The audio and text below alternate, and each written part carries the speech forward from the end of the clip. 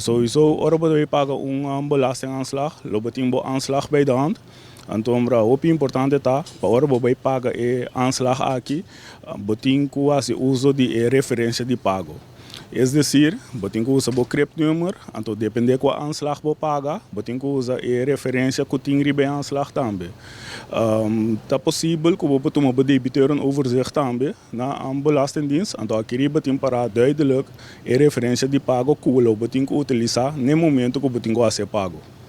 Nou, essa aqui conta para tour aanslag que botinho paga na belastingdienst, então conta para DB of aanslag den futuro não também o botinho vai pagar, sempre botinho usa o betalingskenmerk.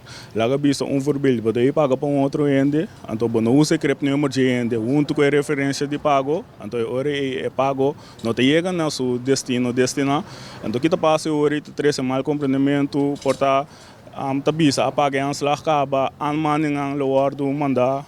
Toeschriften loor betekent riba aanslag, supostamente boa paga acaba. Pero door que estava falta de referência de pago, nós não podemos registrar isso aqui no sistema. Então isso aqui traz uma confusão.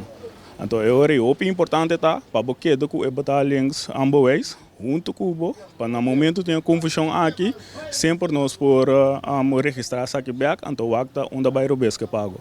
Por chamar gewoon tomar contato conosco. 715-8585. Então, ora nós também trabalhamos para Cuba, para assim nós podemos ajudar por telefone mesmo, ou por personal na belastingdienst, para nós para corrigir o local que vai receber.